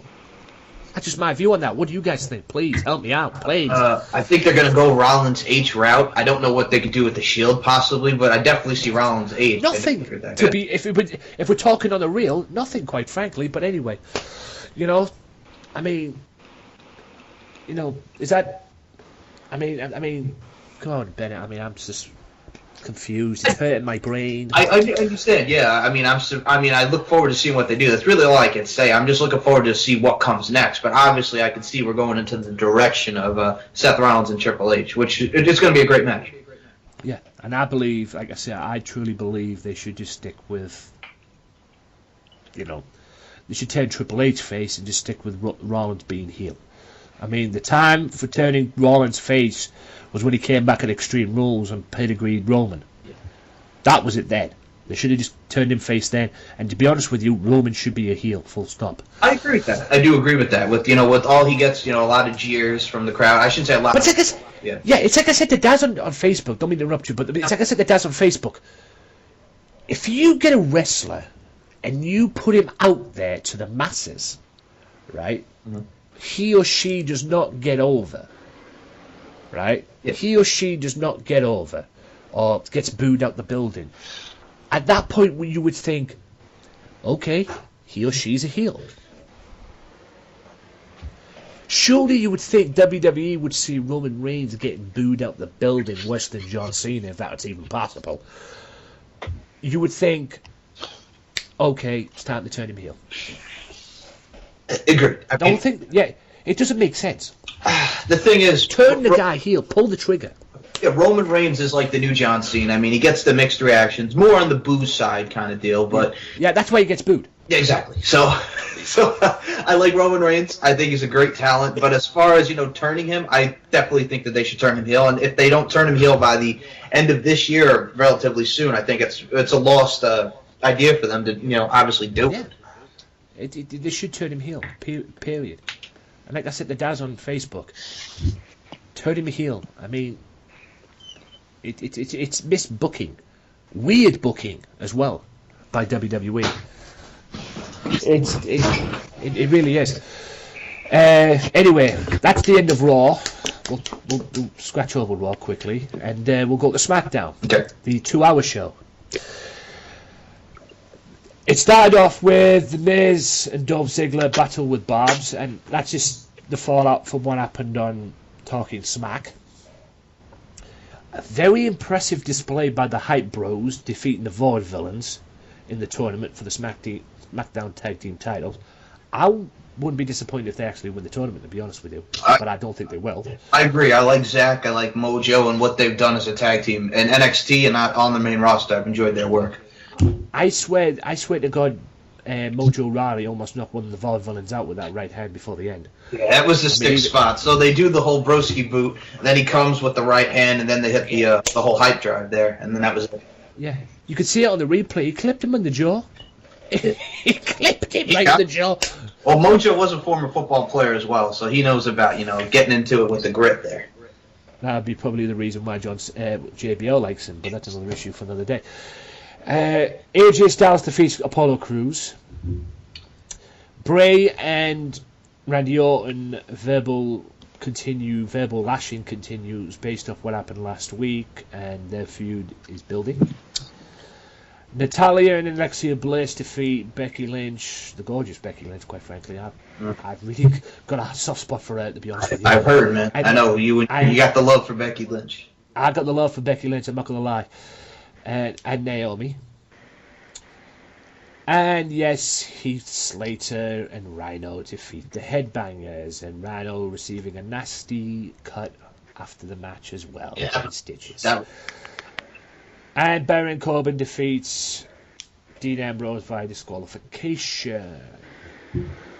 But let's talk about the main priority on this. Sure. That I want to talk about. Heath Slater and Rhino. Let's talk about that a little bit more in depth. Headbangers are from the Attitude Era. Stevie, you'll probably like that. Yeah. As well, the Attitude Era and everything. For those of you that don't know who the Headbangers are, go and watch them on. Yeah, former tag team champions. Former tag team champions. Former NWA World Tag Team Champions in that kerfuffle angle that they had in '98. Fun Time USA, them and Crash Holly. Yeah. Hardcore title. Yeah, oh god. Hardcore title as well. I've got to admit, I like that DVD they're bringing out. I like the look of that DVD they're bringing out on the Hardcore title. But anyway. Well, I'm a little biased with that because that was out here on Long Island that they did the Fun Time USA segment. Yeah, as well. But Heath Slater, Rhino's little segments, I think it was all fake at the end of the day because it came across as Heath Slater doesn't have a wife, doesn't have kids, that they were hired just to make him look good. Because he's been coming out and preaching, I have a family to feed and this, that and the other and everything. He has 54 kids. He has 54 kids, which probably goes up to 100 kids. Goes back down to about 70 kids and whatever. Yeah. It's preposterous. That's all I'm saying. Oh, yeah. But it looks like they're going to be winning the tag team division. What's your take on SmackDown this week in general? All right. As a brand, Raw's been doing well. You got Stephanie and Mick. I like Daniel and Shane just because SmackDown's more wrestling. It's not a lot of angles. I mean, obviously you'll see a couple angles, but it's more wrestling on the show, and they have a lot of great talent on the SmackDown brand. I'm very much looking forward to Backlash and see what they produce with the SmackDown brand. Then you got Raw's Clash of Champions as opposed to Night of Champions, so that should be pretty good. Overall, I think they've done a great job. The main event for Raw's Clash of Champions has been announced. What is it? Kevin Owens, Seth Rollins. Oh, there you go. For the Universal title as well. But this leads to what's coming up tonight on Raw. Because I've heard a rumour that The Undertaker's returning. Undertaker going one-on-one with Roman Reigns in the future. Is that a good idea? It's something different. It's definitely something different. I mean, something different for Taker. Yes, and I like The Undertaker. Homie, what do you think about? I know Undertaker makes a lot of these appearances. He recently just... Are they going to let him bring his walker out into the ring? Oh, that's horrible. Because he's so old. I know he's getting there, but him and Shane, it was fine for what it was. I mean, Shane did the big spot at WrestleMania, which was great, and Undertaker and him beat the crap out of each other. I mean, a lot of people say what they will about that match, but I did enjoy that match. I thought Shane is nuts for doing what he did. I thought Shane died. When he jumped off that thing, I was like, oh my god, he's dead. I swear he hit harder than Foley. Well, if they do Shane versus Brock, which it looks like they're teasing towards, which I mean, wow. God. Shane versus Brock. I prefer to see Brock go for the Universal title, because that's the rumor for the Rumble. Brock going for the Universal Championship. Yeah, he's got the limited date. To make the title more legit. At least, I mean, oh my days. I had to ask you about the Undertaker, man. I know you with the walk. I know Steve knows about the Undertaker. He was a fan of him, the Attitude Era. The American Badass gimmick was great, but yeah, I mean, I see him now, and I see, he's getting older, and I'm just like, he definitely needs to go into the Hall of Fame. It's just how many more years are we going to get a Taker? I know they want to do the Taker-Sting match, but obviously, you know what's going on with Sting. Maybe we can do Taker versus Cena, because they've never done it at a Mania, but there's a lot of possibilities. Maybe he sticks around for a couple more years, and then he's... Yeah. And also, it seems that very much, I mean, good grief. I want to get your take on the reaction. I mean, we'll probably find out on Raw tonight, going back to Raw. I want to get your take on reaction to Stephanie and Foley when Triple H walked out. Well, yeah, they did the whole Mick looked like you wanted to kill him, and Stephanie was shut. So it makes for interesting television. Don't get me wrong, but it's going to be interesting. That's all I can say. I'm looking forward to the element of surprise. But at the end of the day, ladies and gentlemen, that is the end of Raw, and that is the end of Smackdown. Let's get right into it, and then we'll end the podcast here. 10 things WWE wants you to forget about the Big Show. Like I said during the commercial break, you would probably think the Big Show in general. But apparently there is 10 things that WWE want you to forget about the Big Show called the What Culture Wrestling. So, 10 things WWE wants you to forget about the Big Show. Number 10, and this is true, ladies and gentlemen. This is very true. He was in the Thong Song video. Now, you're probably thinking to yourself, the original one? No. Remix. The remix version of Foxy Brown. Yeah. The one that Cisco did with Foxy Brown, which was actually better than the original version, in my opinion. But yes, if you watch the video back, you will see the Big Show. That's one of our jams. So yeah, we know about the thong song, the whole whether it be with Foxy Brown. Yeah, that's one of our jams. So Steve and I know about that thong. So yeah, I do remember Big Show was in that. LL Cool J, a lot of celebrities at the time, and you got to also admit this was 2000, so this was after WrestleMania 16, and this was. And, they were doing a lot of big stuff with him. They do Big Show and Shane McMahon, that whole which way did he go, and then the Big Show went. Yeah, then they did. That was so OP. Yeah, that was too OP. That was too OP. I'm sorry. Yeah, which way did it was funny at first. It was funny at first, then it just got so OP.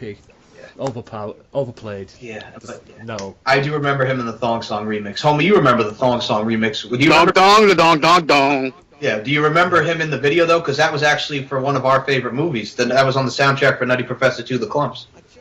I don't remember that video. I remember the song. I don't remember the video, though. I only saw the original video. All right, it's pretty much the same thing, just it's different because Foxy Brown is rapping on it. It's the same, but different. That makes sense. Hush. That's good, Mike Larkin. That's making a lot of sense, Mike Larkin. Know what? Hush. Number 9, Big Show was his slave name. What? Now I'm guessing because of the fact that this was because he was the Giant in WCW and he came into WWE as Paul White. Oh yeah. So I'm guessing this is the route they're going down.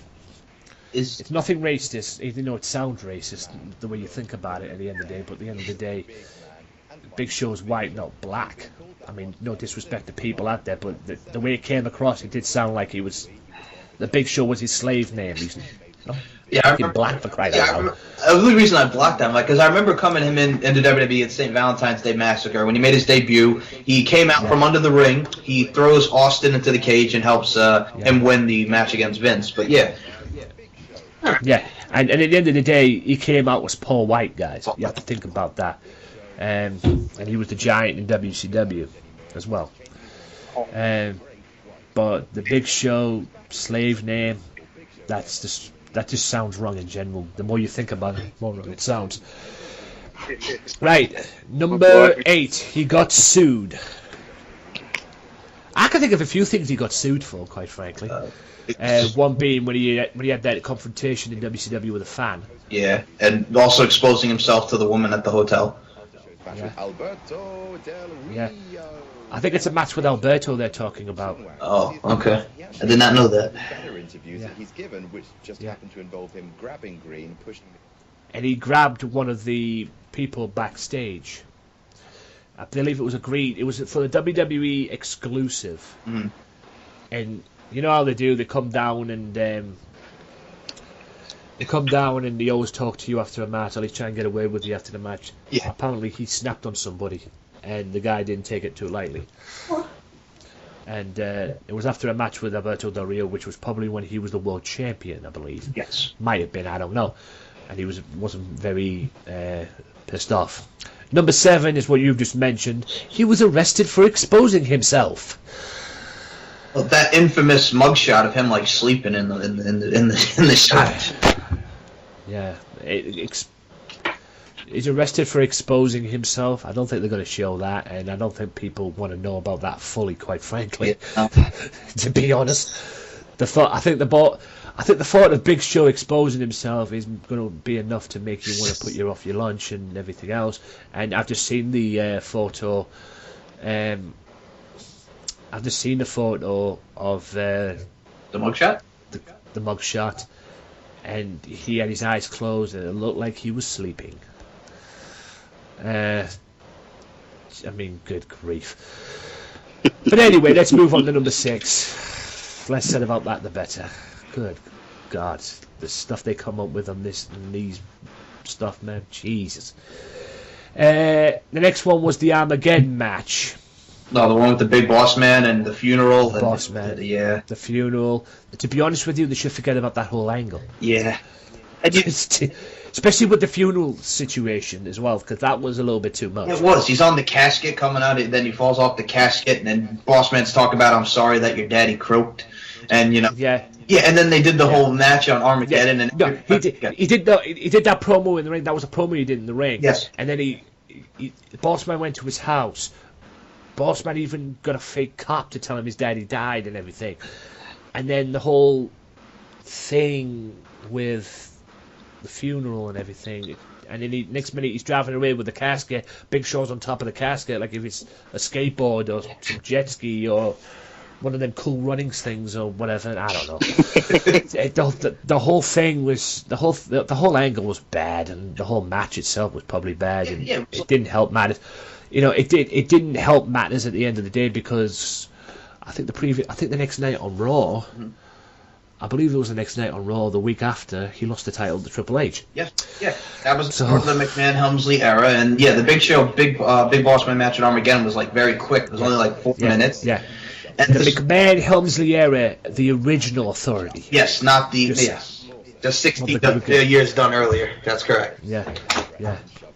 The next one after that is him breaking a man's jaw, and apparently he got sued for that as well. Pro wrestler, there's a video of it on YouTube as well, quite apparently, from what I've just got there.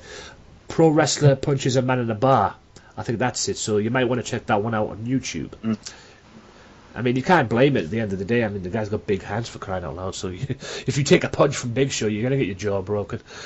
The next one after that is the Survivor Series match, where he won the title beating Triple H and The Rock, I believe. I'm guessing it is the Stone Cold, where Stone Cold got run over. Daniel Bryan had just been No. out the main event. Or the other one with Bryan. Thank you. And the Big Show was engaged in a storyline whereby No, it was when he was in the storyline with the Authority. Oh, that one, yeah. Oh, when he just turned for like no reason. Was that the one? Yeah, I think it is. Yeah, I think it is. Main event of a Big Four pay-per-view. Yeah. Everything went wrong. The match started subdued, and then That was a match he had with Randy Orton. Oh, that was in 2013. I tried to block that out of my memory. That was a terrible match. Yes, and well, that's why it's on the that's why it's on the charts, ladies and gents. There you go. It was a match with that. I actually thought it was the turn that he did on the pointless turn he did with the Authority on the the match when Sting came out and made his debut for the first time. But at the end of the day, it wasn't. It was that horrible match he had with Randy Orton in 2013, which was. And the next one is being covered in poo. Oh, covered in shit. Was that when? Yeah, during the Eddie Guerrero. Eddie Guerrero. It was during his feud with Eddie for the US title, where he first won the US title, I'm guessing. And I'm guessing it was. Yeah, he gave him like a burrito. He was sitting on the toilet, and then he comes out, and Eddie drenches him in poo. Yeah, drenches him in that and everything. And oh my God, it was just humiliating for Big Show. Funny if you think about it. Yeah. But at No Mercy, Big Show got his revenge and won the US title. So. And then he lost it to Cena at WrestleMania 20. Yes, and that was the first kickoff for Cena. And then, like you said, the burrito thing, when he had a burrito which had things you probably shouldn't eat in it. And, yeah, the whole sewage thing and stuff like that. And, yeah, wasn't a good night for Big Show. The next one, which I'm guessing is number 2, I don't know, his fight with Khali. Oh God, that was embarrassing. Yeah, they had a backstage fight over something because Khali was just messing up. When it's two big guys, you got like Khali and Big Show, and they're just fighting and falling over each other. Yeah, that was. Yeah, that's one fight you don't want to break up. So yeah, that's all I'm saying. Really don't. Two big guys, I would love to see them try and break this up. Two big guys, one's 7 foot tall, and the other one used to be 7 foot tall. Now he's 6'12" or something. I don't know. And you've got these two big behemoths going at it, and.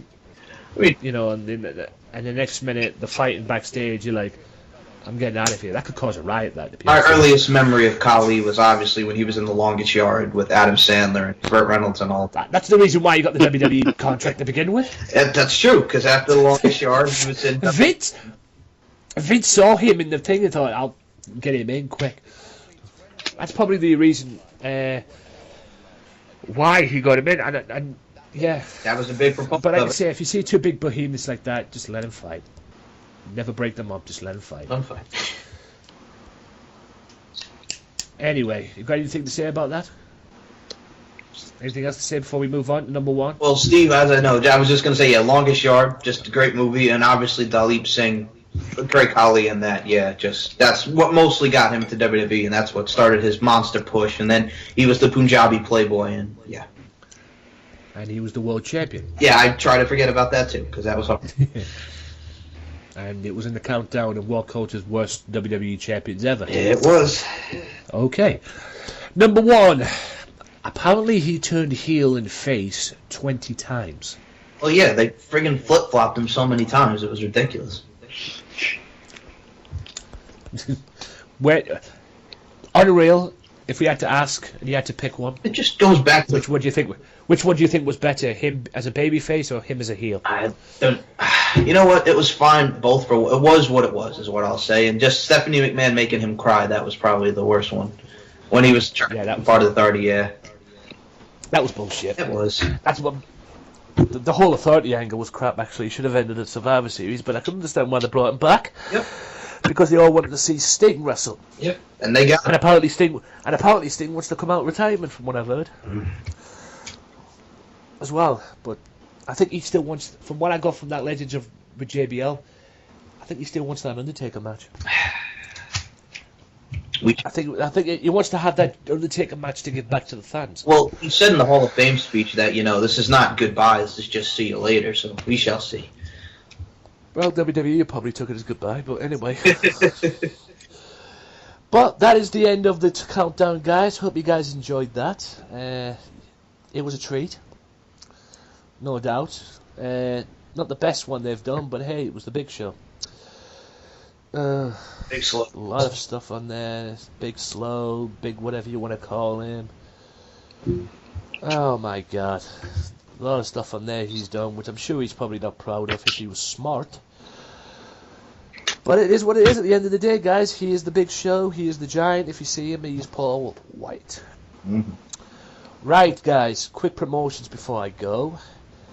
You can listen to the podcast on soundcloud.com/wrestling_matters_podcast. You can also listen to the podcast on the YouTube channel as well, youtube.com/wrestling_/AJW Wrestling Matters. I almost gave you the SoundCloud link there. Also, at times you can check it out on Spreaker.com as well, where you can also check out the Mystery Island podcast. As well, you can also check it out on the Swift Talk Network, Max Wrestling, Offshoot Radio with James Belmont and everybody, and also check out Kenny as well. You know, show them some love, do what you got to do. Shout out to Daz, shout out to Kenny, and shout out to James as well. And fuck you to all the haters. That's all I got to say. Yeah. That one.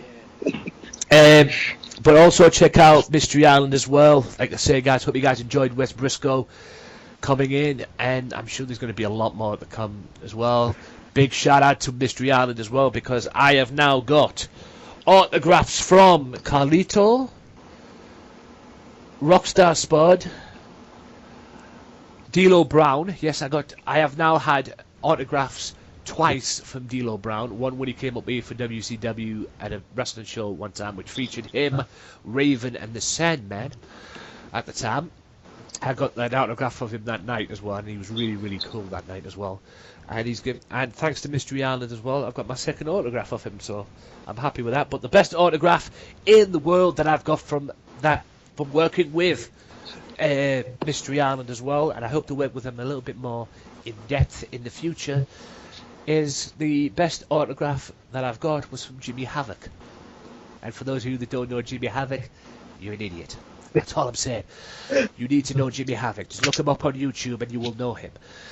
But all in that, guys, Facebook.com/Back to the Island for more information on Mystery Island as well. Give them a link, give them a like rather, give them a follow, whatever you got to do on Twitter. All the links will be on there as well, even their website's on there as well. So be sure to check all that out as well, give them some love. Also, Facebook.com/WM Podcast, WM Podcast on Twitter as well. Little promotions there as well. Also look out for my WCPW podcast as well. That should be up now. Yes, WCPW was out on Saturday with Stacked as well, and I think they're changing their times as well. They were on the Mondays. I think now they're going to be on the Saturdays from this point on. I don't know. All that through to their demand.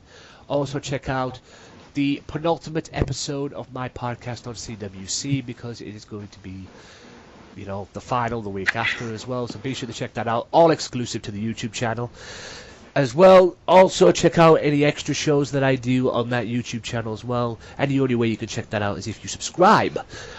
Now for the S&M Show podcast. Michael, guys, take it away. This is the spot where I give you the go ahead to put yourselves out there and where my audience can find you on this wonderful world we call social media. All yours. Okay. At SM Show 1 on Twitter, or at MCL92. Facebook page is S&M Show Podcast, S&M Show Network also as well. You can like us there. SoundCloud is MC Larkin 92, or you can check out S&M Show Podcast Network, or MC Larkin 92 on SoundCloud, where you can check out all the great podcasts such as S&M, Stevie Nicks Experience, interviews, etc. And Instagram is Larkin_92. Steve, take it away. And if you want to find me, I'm also on Twitter. I'm at Stevie Nicks SM. And on Instagram, I'm Isles Mets SM, if you like a lot of sports stuff. And if you want to read, you can contact me through Facebook. In one of the fan pages or the podcast page or whatever. And that's it. So there you have it, guys. That is episode 127. I almost forgot my own episode there. Wow, that was great. Little brain moment there. Brain fart. That was great. Yep. Stevie Nicks. So there you are, guys. Check them out. Give them all the love. Thanks, guys, for coming on as well. Well, thanks to Michael for coming on. We all know we'll be seeing him again at some point, and hopefully we'll be seeing Stevie again. Yeah. At some point as well. Hope we can get you guys back on in the future. Thank you for having us. Thanks guys for coming on. Be sure to check them out. You can check them all out on SoundCloud as well. Just they'll be on my links on SoundCloud as well. SoundCloud.com/wrestling_matters_podcast. I've been Anthony Walker for the Wrestling Matters channel. Michael Larkin, Stevie Nicks, Anthony Walker saying Wrestling Matters, and it should do to you. Peace out. Peace out. Well, enough is enough, and it's time for a change. Professional wrestling! This is it! This is us standing up! Yes! Yes! Yes! Yes! Yes! Yes! That's 13-14! Make it till death! Dina, I am the best in the world. Cause that's the bottom line! Cause Stone Cold said so!